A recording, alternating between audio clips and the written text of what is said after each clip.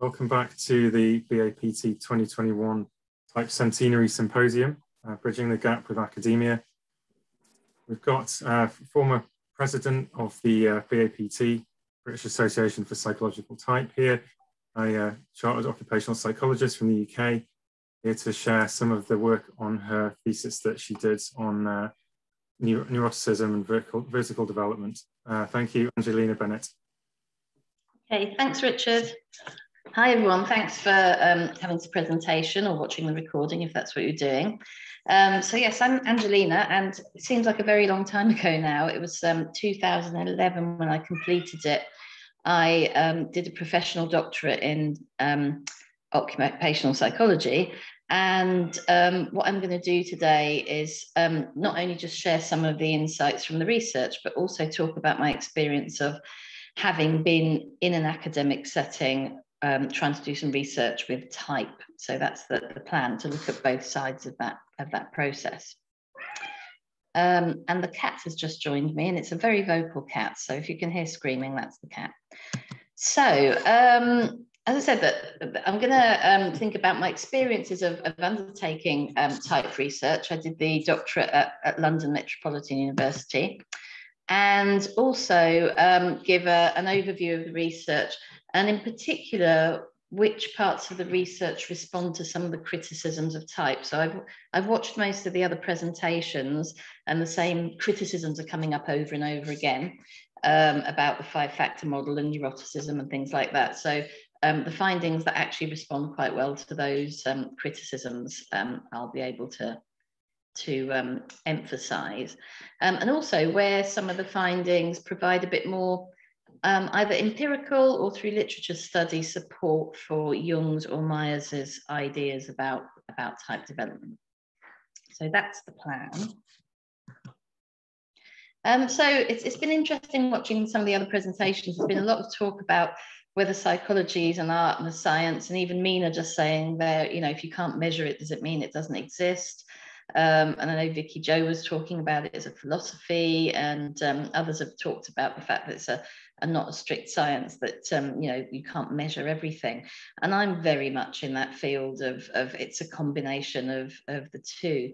It uses scientific methodology, but there's a definite art to how you use that, and there's a definite art in my mind to how you use psychometrics as well. So a little bit about me and my background. Put the glasses on now.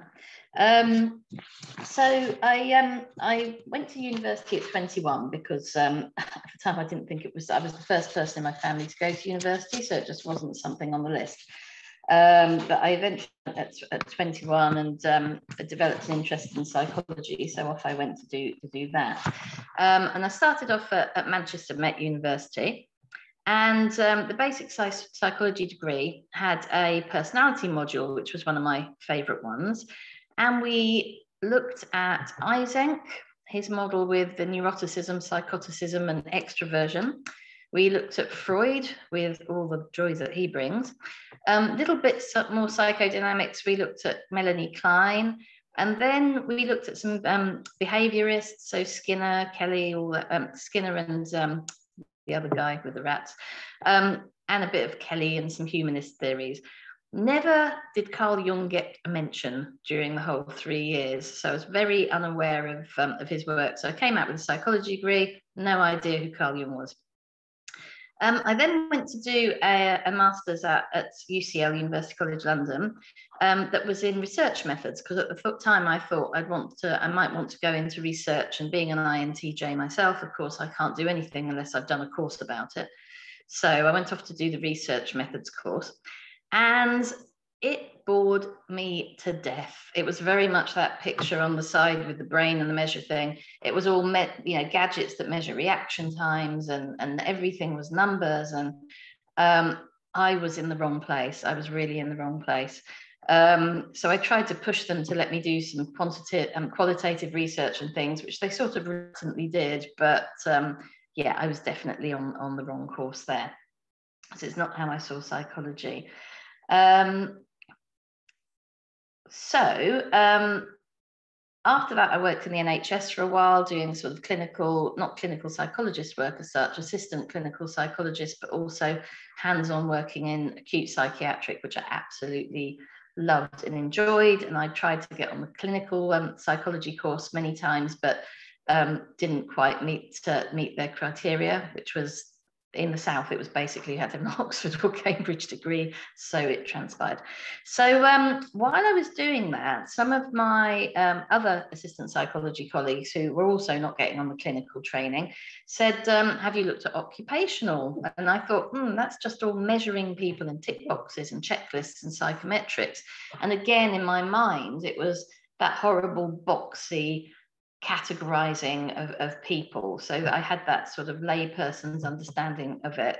But they were like, no, it's much more interesting. So in the end, I thought I'll give it a go. So I went and did the MSc of Applied, which is occupational psychology, at Cranfield University.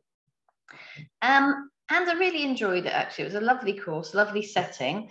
And we learned about psychometrics, and we looked at Belbin, and we looked at the 5-factor model. And I came away from there still never hearing about Carl Jung, or never hearing about Myers-Briggs or the MBTI. So this is like 5 years in hardcore academic psychology with modules about personality and psychometrics, and still no mention of Jung or type had been there. So it was just really just quite, I look back on it now and I just find that quite fascinating, but it wasn't present. I was very lucky that my first job as an Oc Psych was with OPP, which was the British European version of CPP, now the Myers-Briggs company. So I got very immersed in MBTI, got fascinated by it from the very start, and immediately recognized that it wasn't just a questionnaire and a psychometric and a method, but it really had a lovely underpinning theory that you could really play with and use at any level of depth that you wanted to. So immediately I was pretty hooked on it. So I was very, very lucky to work there. And then I became a qualifying trainer in type. And every month or so, about anywhere between 20 and 50 people would pass my radar, and I'd spend time with them, either observing their sessions or actually training them, and I'd be aware of their type and I'd hear their stories through the practice sessions. So it was a really great way of getting immersed in type without having to read every book that I have on the shelf about type. But as I was doing this is when I started to observe these differences between people, that sometimes people of the same types I would relate to better, but and then someone with the same type I wouldn't relate to well, or I'd find them really irritating for some reason. And I dug around in my mind for the theories of are they showing my inferior function? Is that why I'm annoyed by them? No. Is it the opposing function? No. It's just they're annoying for some reason. They've got certain characteristics going on. And I thought, is it traits? Is it trait overlay? Have they got some traits that are annoying? So I started to explore this idea of difference, only with the knowledge I had at the time about type and people and traits. But I thought that there is something going on here that I want to find out what this missing factor is that makes somebody a really great INTJ and somebody else a really irritating INTJ. At that time, I was one of the irritating ones myself, and still am from time to time. But anyway, luckily at that time, I also discovered the Enneagram, which I love dearly, and went on to Enneagram 5-day training course with Riso Hudson. And they present their Enneagram types in a vertical developmental model. So you have the idea of this is where most people are typically when they're using their Enneagram type or in their Enneagram type. This is their potential for what it could be shown as if they grow, but also there's also a dark side to it, that if they get more defensive or not so healthy, as they put it in Enneagram terms, there's a negative expression. And that's when the penny clicked. I thought, this is the sort of thing, for me, it's the missing factor from the Myers Myers-Briggs theory as this vertical development overlay. So I became really fascinated by that and started doing some research. And the initial stages of the research, I developed sort of 5 stages in my mind, from being open and expressive and honest to sort of being very highly defensive. And I hit all the Myers-Briggs books, and I picked up all the adjectives that described, you know, a particular type. So all and then I graded those adjectives to the ones that were sort of typical, to the ones that were pure awesome qualities that the types could have, and the ones that were not so pleasant qualities. And I sort of fitted them into my 5-stage model. So I was inventing my own stuff here and having a lovely time. Foolishly, I decided that if I'm going to be doing all this research, why don't I go and get a doctorate out of it? Because I'm an INTJ, so we love getting badges and certificates and things like that. So off I trot to London Metropolitan, because they were offering the professional doctorate, and this is different from a PhD. So it's a doctorate program for people who are already chartered psychologists, so you need to be chartered. And the idea is that you do some of the research in your work setting, or your research is related to your work. So I met the criteria to get onto it. Off I went and presented my idea about, you know, I want to do some research into Myers-Briggs type. So this is where the experience of taking type to academia first whacked me over the head. First of all, trying to find a supervisor that knew anything about type was tricky, and it never actually happened. So I had my supervisors changed a couple of times over the thing, but they weren't type knowledgeable at all. The second part was that those people I did encounter, and even my supervisor, what he did know of type was everything that we've talked about this week with the criticism. So, oh no, not that MBTI stuff. Isn't that a load of rubbish? And it's got that really unreliable questionnaire with it, and, you know, the usual criticisms. So that strong opinion that we've talked about over and over again this week was very much present in that academic setting. And then the trait bias. There was this bit during the whole, you know, planning phase of like, why do you want to do it with Myers-Briggs? Why don't you research personality using the 5-factor model? It's far more reliable. It's got better questionnaires. And I'm like, because it's type research. I don't, you know, that's what I'm supposed to be doing. Okay. Am I still sharing? Something just popped up on my screen. I guess so. Right. So, yeah, trying to resist their wish for me to do the 5-factor model, because it's everybody's favorite thing, as we've talked about this week. Next thing was having to educate them about the difference between type and trait and why it was important. And I actually can't see what's in my last box now, because it's covered up with the picture of my own self. But whatever's in that box was the other thing. So I can't see it because it's covered up. The joys of virtual presenting.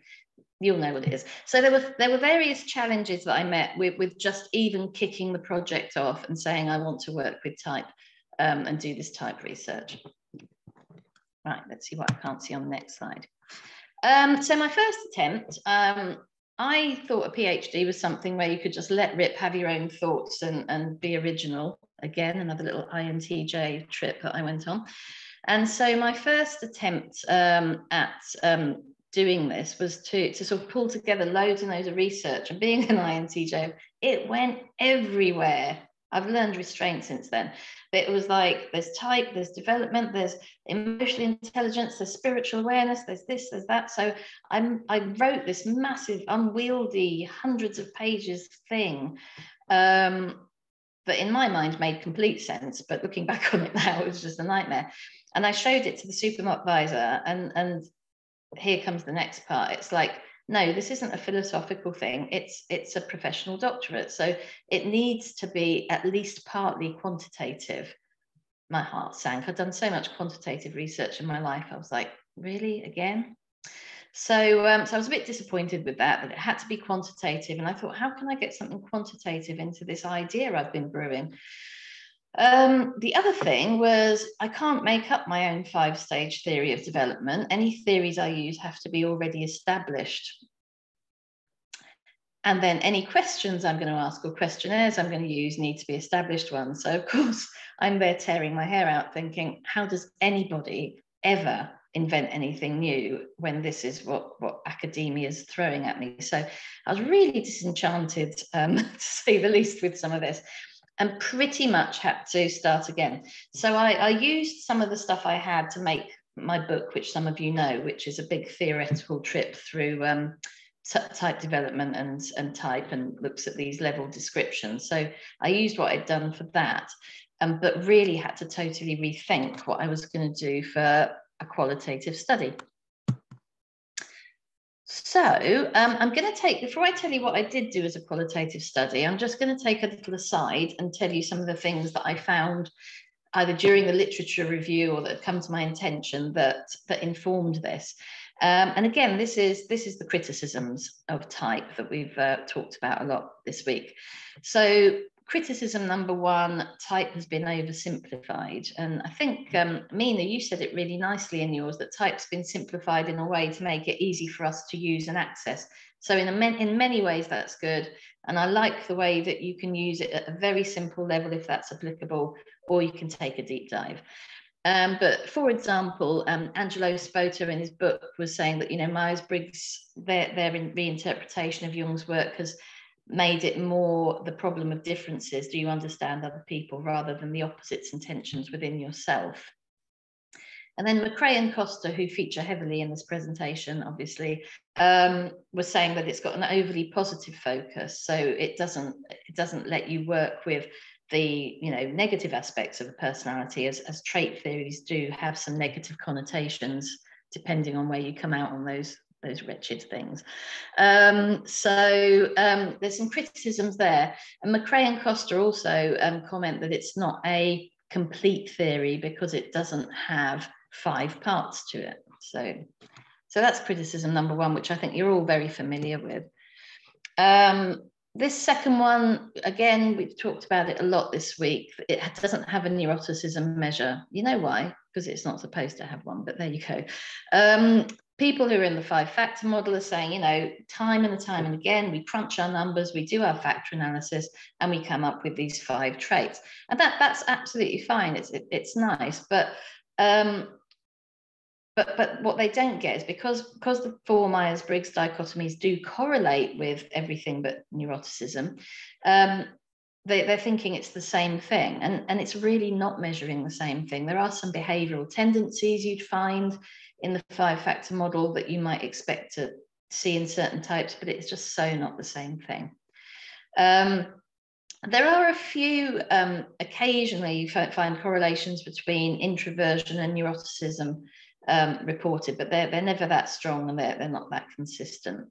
So the fact that it doesn't have a neuroticism measure is a problem.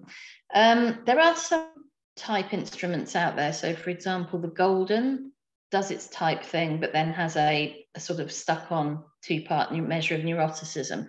But it's like an extra bit of information. It doesn't integrate. And also these people are missing the fact that it's a whole type system. It's not 4, we're not measuring 4 scales. But this is one of the most popular criticisms, is the lack of neuroticism. And McRae and Costa again say it's essential information that's useful for people. Well, again, in my mind, neuroticism really fluctuates, literally from hour to hour, if you're me at the moment, but it really fluctuates. Some people are generally a bit more stable traits, neurotic, but for a lot of people, it's a variable thing. And that's very well acknowledged when you go to trait school, that these neuroticism factors may be reflecting something that's just of its time. And also, people can lie on those scales. So if you don't want people to know how neurotic you are, you just don't put it down on the questionnaire. So that's one of the things there. During my research, I came across some articles by Schooler and Campbell, who was saying that coaches, again, about the absence of neuroticism, coaches often have to use additional questionnaires because of the big gaps left by the Myers-Briggs. because it doesn't account for neuroticism again. But again, it just leads me to that question almost that Mina brought up. Does everything have to be measured? Can't you be talking to someone and coaching someone and hearing them go, I worry every morning and I worry about this and I beat myself up about that? And you're like, God, there's something here. I only wish we could measure it. You know, this is where the art comes in. You know, oh, that person might be a little bit neurotic at the moment. So it's a bit of an odd thing that they found, that people actually will go to other questionnaires to find what they feel is missing. And it also gives an indication of how people are using Myers-Briggs questionnaire information at that very, you know, they're not backing it up with the theory that goes behind it. So there's a couple of statements there, a couple of quotes from their thing about, you know, the scales that make it up, and MBTI only has 4 scales and things like that. And I think Carol Shoemate said it in her presentation. There's so many things wrong in those statements, we're not even going to pick them apart. But there's some of the criticisms there. And then this is a criticism I actually like and agree with, based on my own thoughts and my Enneagram experience and where this has ended up, is from Suzanne Cook-Greuter, who, again, Mina referred to briefly in her presentation, who's a person who has taken the work of Jane Lovinger and developed it further. And it's vertical theories of adult development, so stage theories. I'm not going to go into them in detail because I've done that 100 times, but generally it's about going through different life stages and expanding your almost like your thoughts, your perspectives, your self-awareness, your awareness of others as you go through these different stages. So her take was, it's, you know, it's nice, but it's horizontal development, she calls it. It's acquiring information about yourself and some ideas of how you can use some new skills to develop horizontally, whereas vertical is actually about shifts in who you are as a person and about growth and development. And her, just a little aside here, her take on is that neuroticism can exist at any level of development. So just because you're, you know, really wise and things like that doesn't mean you don't sort of sit there worrying about things and being all neurotic. In fact, it can actually get worse the wiser you get. So yeah, so there's some of the criticisms and things that I came across as I was going through. Now, part of the literature review, and someone, I think it was Roger Pearman, mentioned this in his presentation, that Myers had always been thinking about this stuff. You know, it was always part of her thinking and her understanding of type, that yes, there was the Myers-Briggs that we know is like step 1, go get your type, but there's all this other stuff. So she's very aware of the broader theory. And early forms of the questionnaire contained what she called sufficiency scales. So these were questions that she was including in the questionnaire. They weren't coming out as part of the output of what your type preferences may be, but she was collecting the data in the background to try and look for what she could see was differences. And she called it degree of adjustment. That's what it was measuring. And they fell into 2 broad areas, self-confidence and what she called unconscious security or strain. And at a very broad level, I picked this apart massively in the thesis if anyone really wants to know about it. But in a very broad level, the self-confidence is the sort of neuroticism-y stuff, and the unconscious security and strain is all about defenses and ego defenses, which also form part of that ego development vertical theory. So quite interesting there that she's not just looking at oh my God, there's a neuroticism missing. She's looking at a few different aspects of what's making somebody different in their effectiveness. So it was all there. And Peter Geyer, who someone mentioned yesterday, I think it was, did Dario mention him? As a historian of type, he just has so much information, and he actually showed me Myers's like hand-scored little computational thingies she was doing to try and make sense of the sufficiency scale information. It was all done by hand. Fantastic stuff. So So she was already on the case from the beginning, measuring this stuff and having these ideas. Saunders, who I don't actually know who that is, but Saunders was obviously working with them and looked at these sufficiency scales again and said they load onto comfort and discomfort. And Saunders created another questionnaire called the TDI, or the form, I think it's J, because again, my pictures are covering up my slide. Form J, I think it is, that included those, but again, didn't present the outcomes as far as I know. And then there's some research that I found as I was going through looking at how these sufficiency scales have been used by Poling and Johnson, who correlated with Eysenck's personality questionnaire, which I was very familiar with because that's what I learned in my undergrad school for personality theory. And some of the sufficiency subscales correlated with Eysenck's idea of neuroticism, but others correlated with psychoticism, which is all about sort of being defensive, argumentative, not having good relationships with people and things like that. So there was already some evidence that there's a couple of things being looked at here that were different to just neuroticism. And those findings have been replicated by other people too. I feel like I'm talking too much. So Myers' purpose of doing these sufficiency scales was not to try and identify what's the fifth dimension, what do I need to add into Myers-Briggs to make it more complete, because it was what it was. It was almost like what else could be going on here, or what's a context to set type into, and to provide insight into why some people express their type effectively, while others of the same type are, as she called it, ineffectual, maladaptive. And that had been, you know, the observation that really rang with me, because I thought, that's it, that's what I was seeing as well. So just one more little aside before I go into the research was, some of you might be familiar with the MBTI Step I. I was lucky to get qualified in it a few years ago, not that I've had much chance to use it. But Myers' work on the sufficiency scale, she didn't complete it before she died, so it was taken on by a team, including I think it was Naomi Kwenk and Alan Hammer and a few others, who completed the work and created the Step I questionnaire. And Step I, it's rejigged the sufficiency scales into 3 broad clusters, each have subscales: confidence, stamina, and compensatory strain.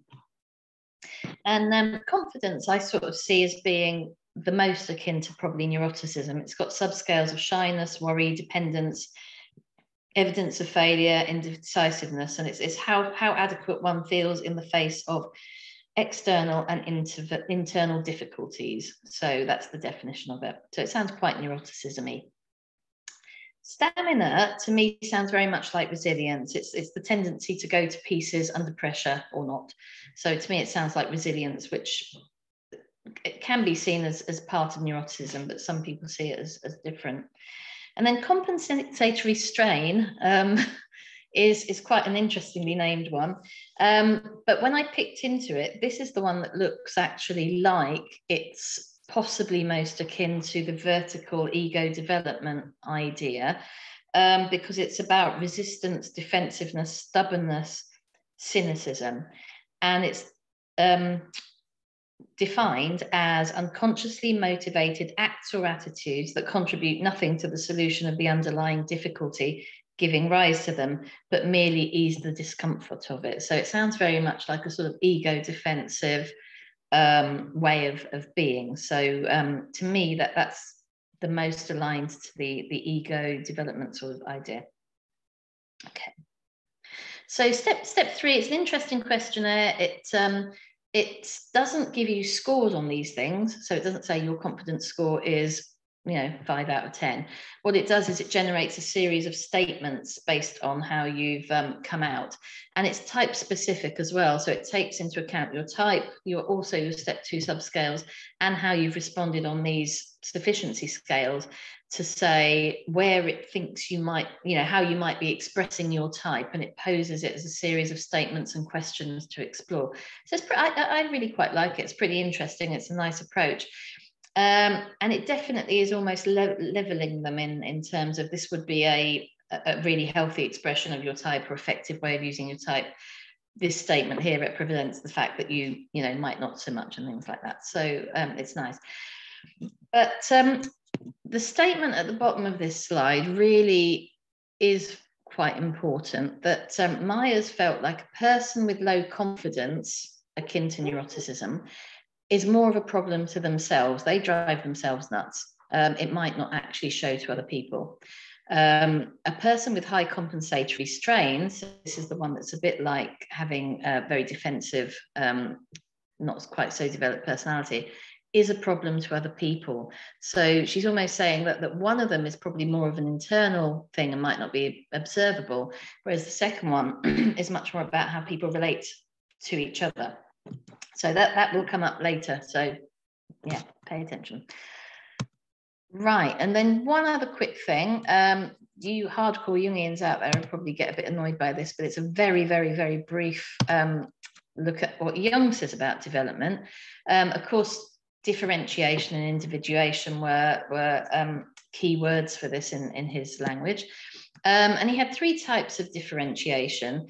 First of all, it's I started at the wrong place, but that's the one. Mental process differentiation is probably the most basic one. And this is becoming more aware and more conscious about whether you're using your judging or perceiving preference and how balanced and in what a balanced way you're using them. So most people who aren't very consciously aware or haven't developed their personalities so much will have their, whatever their dominant function is, will be running the show. So as a young INTJ, still do it now, INTJ, sometimes my intuition really runs the show and I'm like, oh, let's do something original and let's think of new ideas and stuff like that, without the backup of the nice critical judging function of like, okay, what is it you're trying to achieve? What are the what's going to happen here? What are the pros and cons?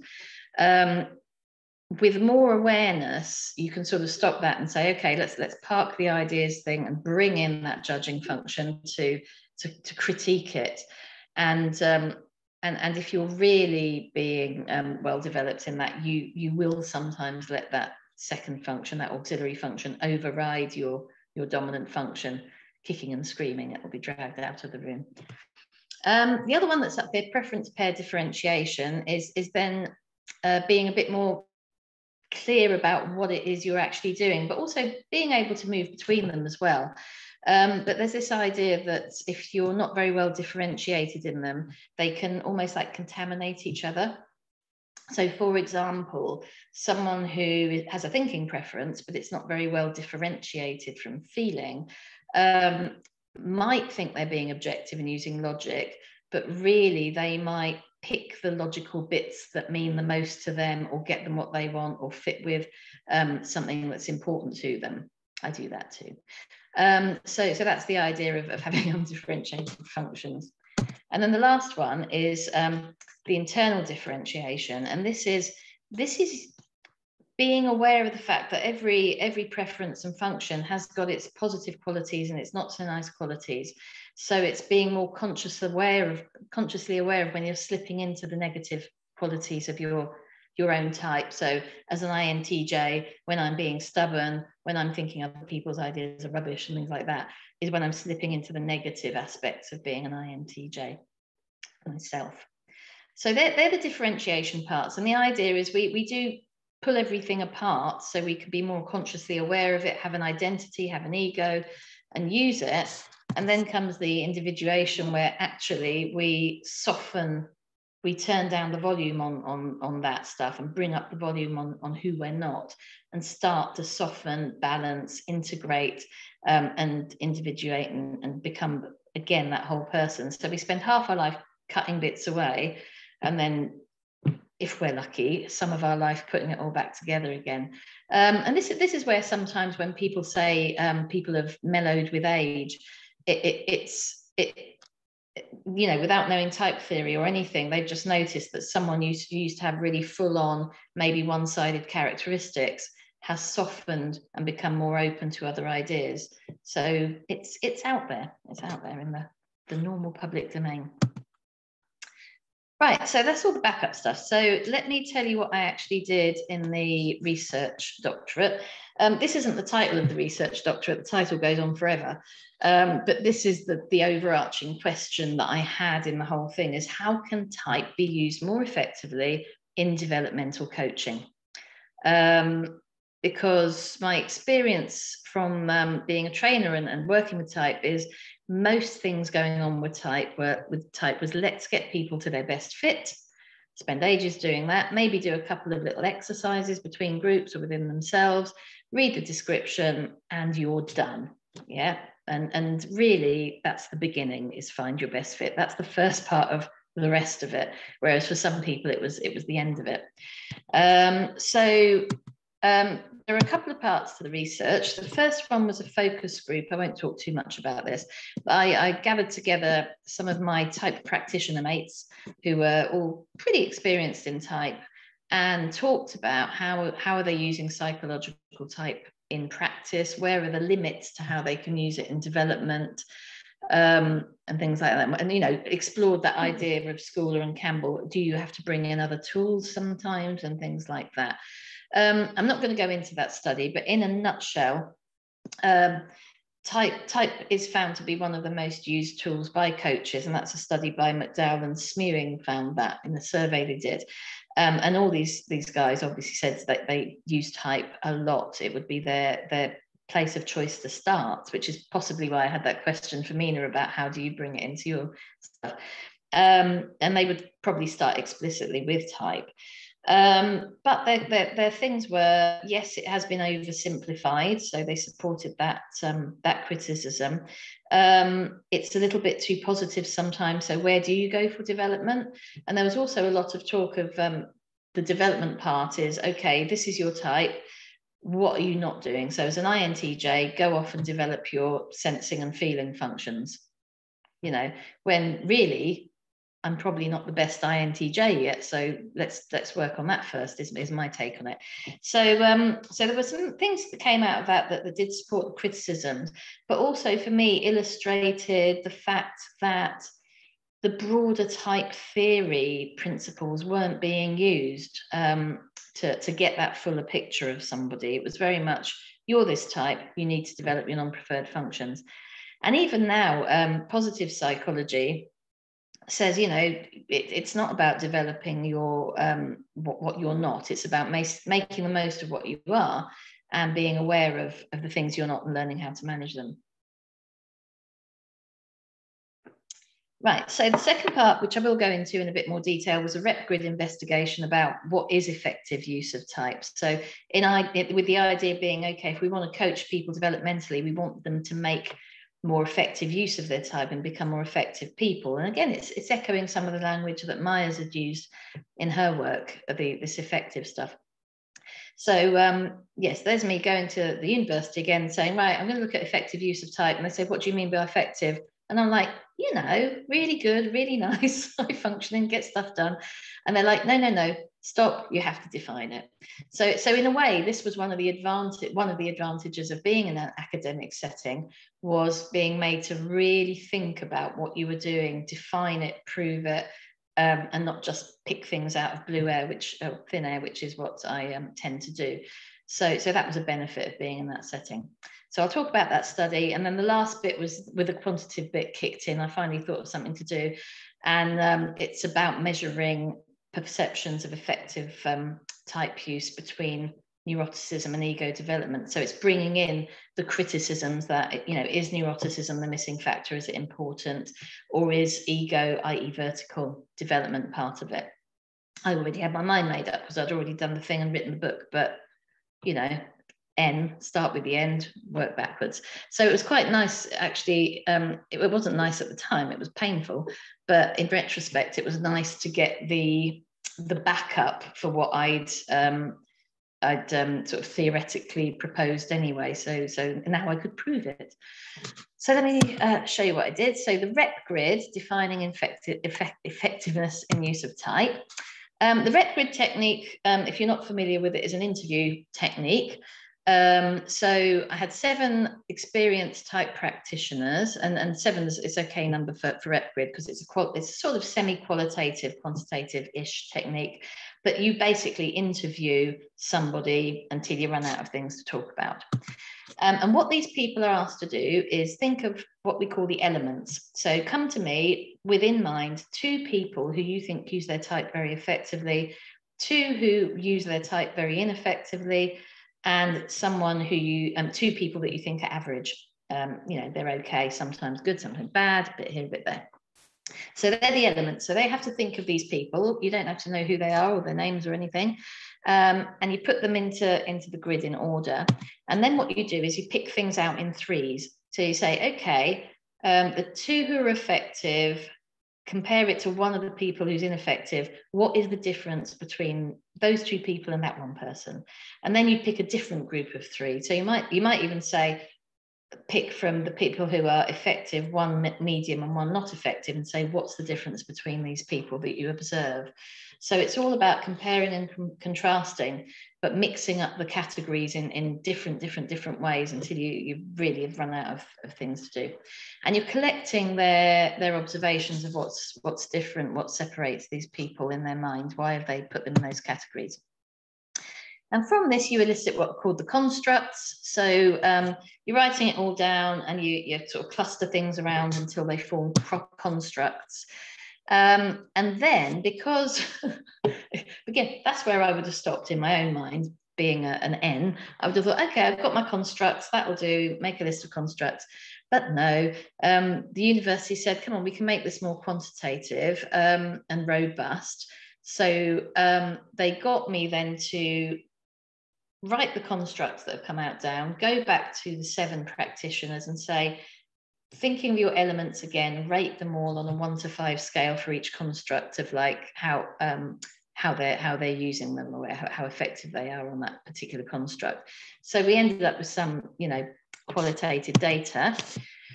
Ran it through a free program called WebGrid 5, which is a cluster analysis program, particularly for rep grids. And it gives you these maps with little branch together, the ones that are common, tell you what percentage of agreement there is with them. So it's pretty cool in the end. I was glad they made me do it. So it was another benefit. But it actually, so it's a semi-quantitative and qualitative approach to this one. And from that analysis there on the constructs, we've got 10 themes. Now, what I did with these themes, I don't expect you to be able to read all this, but I compared them to things I'd extracted from either Jung's or Myers. It was actually all from Myers' stuff, but sometimes she was saying what she'd picked up from Jung. Comparing what themes I'd got from this study with stuff that they'd said in the literature. So the first 2 about being defensive versus accepting feedback, or oblivious of their impact on others, or aware of their impact on others, I couldn't find anything in the literature that correlated with it. Doesn't mean it doesn't exist, it just means I didn't read everything. But for the others, there were parallels that were similar. So they were the first few constructs, and these were the second 2. So in my mind, it was like quite a nice way of getting some hardcore data to support these ideas that had been seen as sort of quite theoretical, and you know, where are they getting that from? So so that's my first point of like saying this supported some of the theory of Myers-Briggs and type development. That very last one there on the Myers side about a well-developed auxiliary function, no one actually said that, but it can be sort of implied. So that rep grid study was useful in getting the definitions of effectiveness, which I needed to use in the next bit, but also useful in giving some support to this theoretical approach here. And then I really don't expect you to read this, but I made them into 10 or a checklist of 10 or 12, I can't remember. This is what we're looking for effective. This is what we're looking for non-effective for the definitions. Because for the next bit of the study, I needed those definitions for people to rate the individuals on. So the qualitative part of the study, which is a big chunky bit with loads of statistical analysis, is questionnaire-based research. I'll tell you about the questionnaire in a minute, but what I did was I asked people who were familiar with type to rate 2 individuals they knew. They had to think of one person who fitted the effective criteria and one who fitted the non-effective criteria. And then they had to rate them on a item questionnaire of ego development. So based on that, ego development and neuroticism, based on their observations. And the numbers, they're not huge, but they were big enough. I got 65 data points for effective and 61 for ineffective. I think there were a couple of people who said they didn't know anyone ineffective, obviously hanging around in the wrong places. But that was the data set I had. So the questionnaire that I put together, well, I didn't put together because I wasn't allowed to invent anything new. It contained 101 items, and the neuroticism's measured all over the place, so it's easily found. And I got them from the IPIP site, which I think John Haxton pointed me to, so thank you, John. And it's got all the, for those of you who don't know it, it's a shared resource site of all the questionnaire items from a lot of popular questionnaires, and it gives you the scale reliabilities and stuff like that. So I could literally lift established items about neuroticism and know how reliable they're supposed to be. The ego development items, typically ego development is measured in very complicated ways using projective techniques. So one of the most usual ones is the sentence completion test, which is Lovinger's own test. However, they're just not practical to use for this sort of thing. So I came across some studies by Westenberg and Block, and also by someone called Rosnafsky, who had used the California Q-sort, which was a card thing with items on it, where I don't know what was, I can't remember what it's supposed to be used for originally, but it's about sorting cards, and they have items about people's behavior and things. And they had used it to look at, to try and elicit which items in there could be related to ego development. And they actually worked with Lovinger herself and had their outcomes validated against a sentence completion test. Again, there's a lot more about that in the thing. I totally picked it apart, so there's a lot more in the thesis. But suffice to say, I felt on good ground that I had a set of items here that were related to ego development. And then we put some extra criterion measures in again, because another advantage of doing this in the academic setting was they put in a lot of checks and catches to make sure that when you've done this research, you're going to get criticism as little as possible.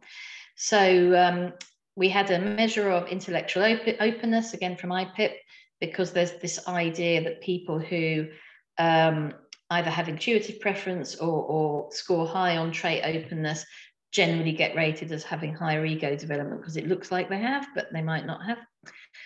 There was also another Q-sort set of data from Rosnafsky, where again it was literally to try and identify items that looked at the different stages of development.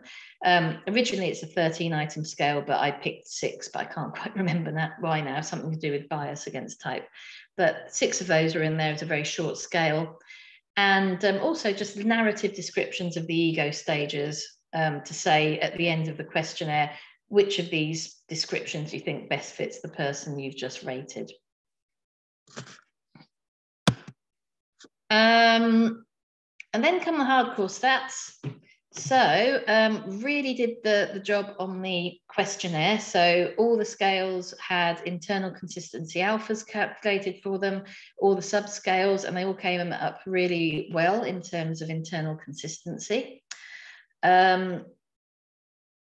Correlation of ego development scale with criterion measures. So trying to say, yes, with the measures, the other measures we've got of openness and the Rosnavsky scale, it did correlate with these ego development items. So feeling like we're on pretty good ground there, validation wise, or at least construct validation.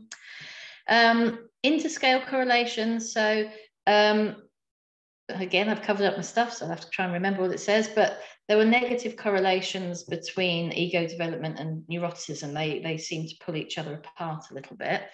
And everything but self-confidence, I think, might be hidden behind that picture, said that ego development was correlative. The subscales were correlated positively with each other, as did the neuroticism subscale. So it felt like there was a pretty robust questionnaire going on. Also did a factor analysis with various rotations and things following afterwards. And it really came out with two clear factors between all the questions. There were, these ones seem to be about ego development. These ones about neuroticism. The only blip, and this was quite interesting because it comes up later, was that anger seemed to be more related to ego development. And sort of might think it is. And again, it's an externally expressed thing. So it's quite interesting. So questionnaire, pretty good. We also controlled for biases. So we had an interrelator reliability little study where I got 3 of my experienced Myers-Briggs friends to rate 13 people. And I can't remember who they were now. I can't remember if they were famous people or people we knew.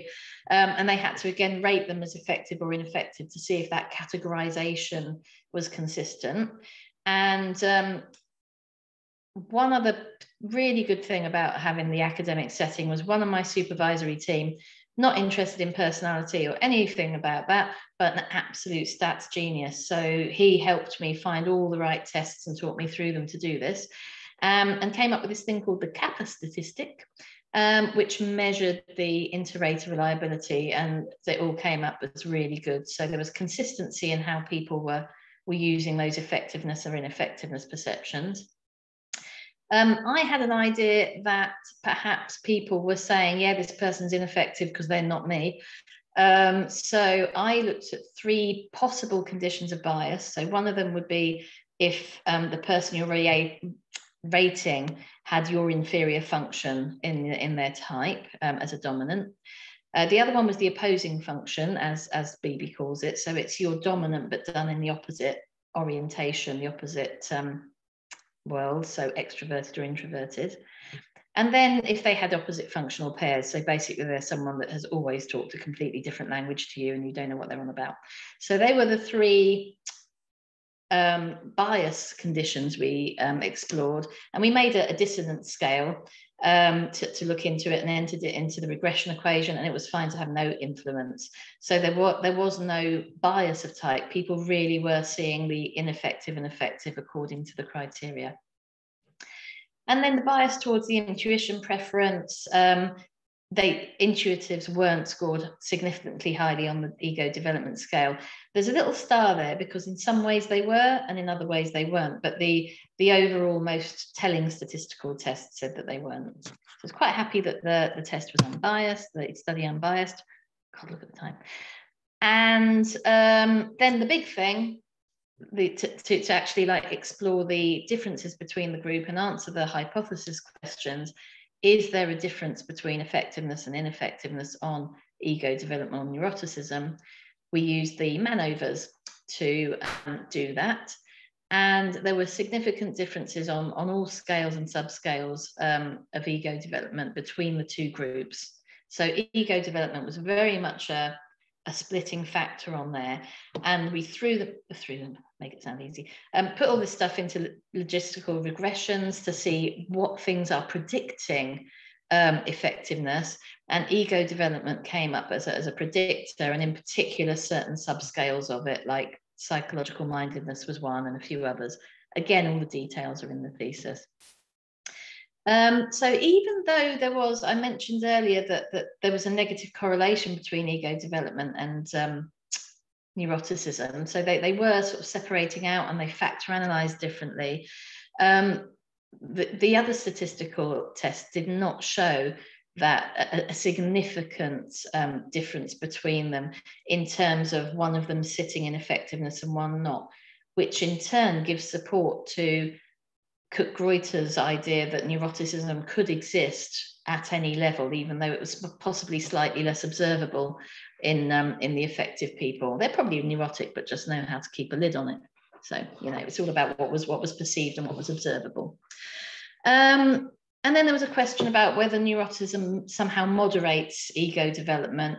And again, we did some fancy stats with centralizing the variables, put them into a regression, and again, it wasn't there as a moderator. So the influence of neuroticism really was very, very not related to effectiveness or particular type. So that was quite interesting. So just to sum up, in response to the critics, criticism one, Myers-Briggs is oversimplified. Yeah, the focus group seem to think this as well.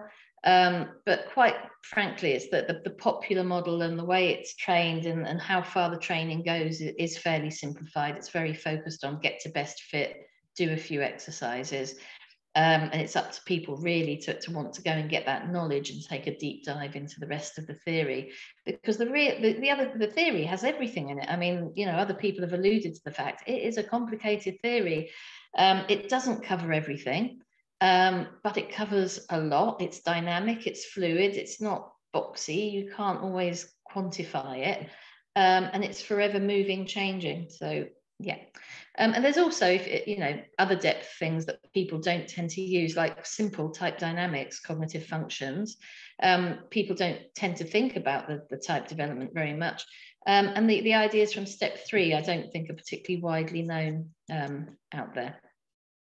So it's not with Myers-Briggs itself, it's with the knowledge and understanding of type as a system where the issue lies. And I think somebody else has said this recently, it could have been in Dario's presentation, that it's not seen as a systemic thing, and that it's the knowledge that's the problem, not the actual theory, I think. And putting it into the context as well of the wider psyche and the environment. Criticism 2, it's overly positive.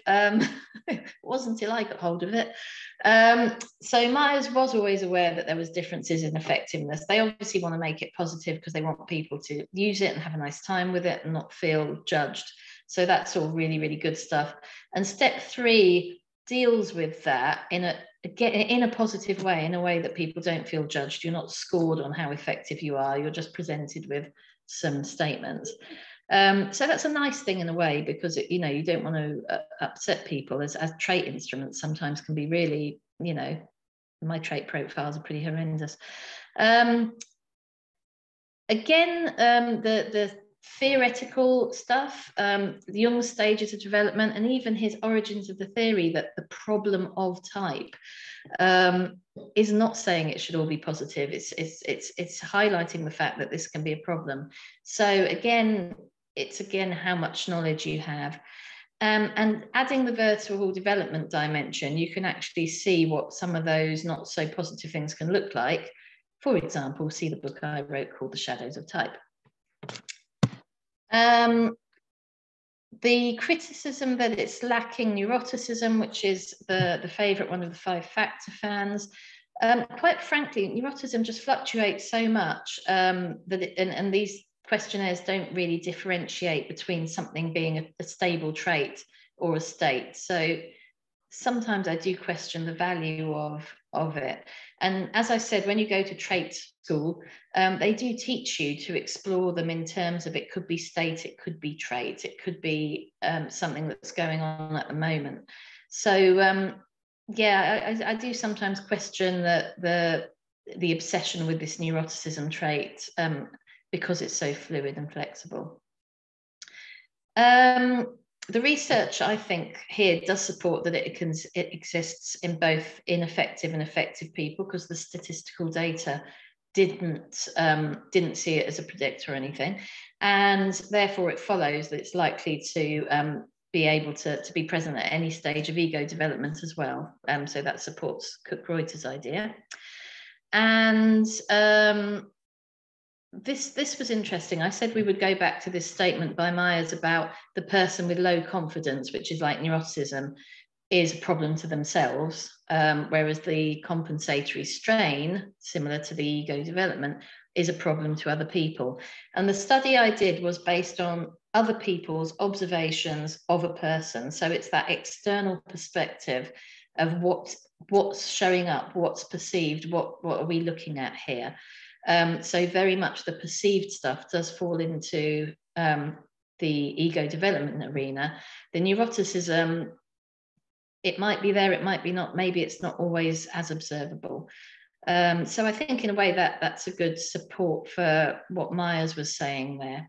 I know it's only one study, but it's some support. And then it lacks a vertical dimension. I agree with this one because I like that idea, and I've put one in. And as I said, Myers was already thinking of that sort of thing with a step 3, even though she might have not said it so explicitly. Jung's differentiation and individuation is a vertical growth process. So it's there in the theory, it's just not there necessarily in the lay application of it, or the everyday application. But the research does show that ego development does have a connection to perceptions of effective type use, so it could be an important one. And to plug it again, my book, which really needs rewriting because that was 10 years ago as well, does illustrate that vertical dimension in terms of what it can look like and what the developmental path can be. Hopefully that's the end. Yes, thank you.